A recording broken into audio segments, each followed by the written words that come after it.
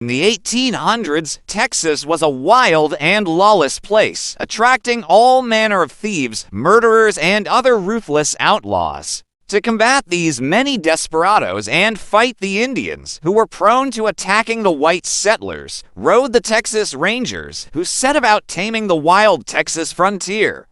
The Rio Grande to the south had been declared the border between the United States and Mexico.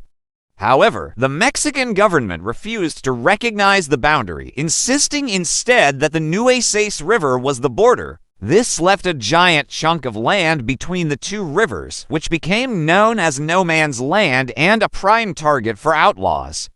The dispute between the two countries finally forced the United States to go to war with Mexico in 1846 to make the Rio Grande the official border. However, it would take another 30 years before the Texas Rangers could rid the territory of the Mexican cattle rustlers and thieves.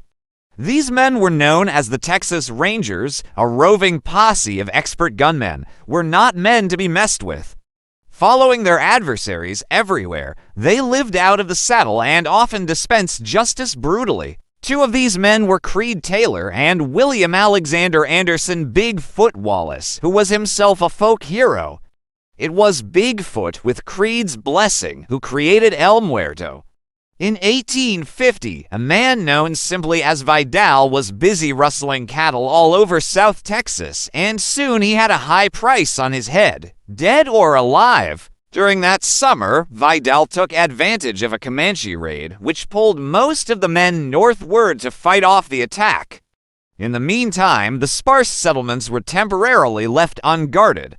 Vidal, along with 3 of his henchmen, wasted no time taking advantage of the situation and gathered up many horses on the San Antonio River, heading southwest toward Mexico. Vidal didn't he know that among the stolen herd were several prized Mustangs belonging to Texas Ranger Creed Taylor, usually one of the first to defend the settlements against Indian attacks, who had not, on this occasion, gone after the Comanche. Creed's ranch lay west of San Antonio, in the thickest of bandit territory, not far from the headwaters of the Nueces River. Due to the ranch's location, Taylor's livestock and horses were often the targets of the many bandits. Taylor had enough and quickly gathered fellow ranger Bigfoot Wallace and a nearby rancher named Flores.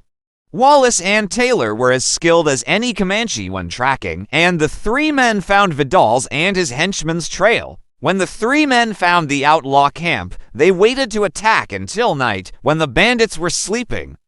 Catching them unaware, the thieves were killed, but just killing them was not enough.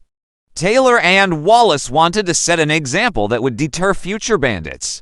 In those days, stealing cattle and horses was a crime more serious than murder. The Rangers had tried all types of brutal justice, including stringing them up in trees and leaving them hanging, shooting them, and chopping them to pieces, leaving their bodies for animal bait.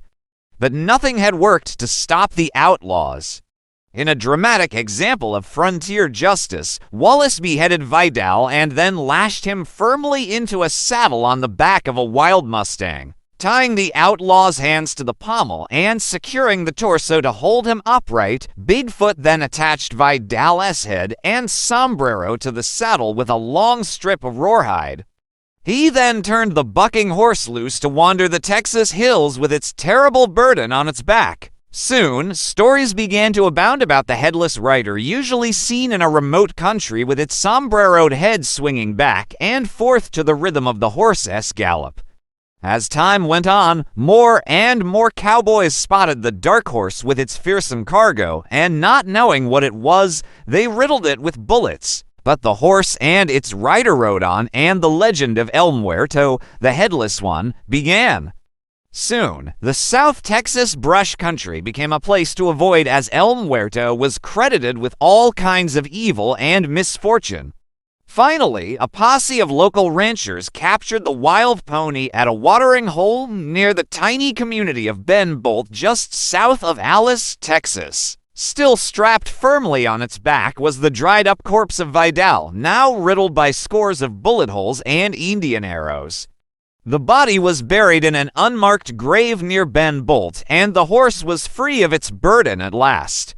That should have been the end of El Muerto, but the legend would live on to this day. Soon after Vidal's body was laid to rest, soldiers at Fort Inge, present-day Uvalde, began to see the headless rider. Travelers and ranchers in no man's land also reported continuing to see the apparition.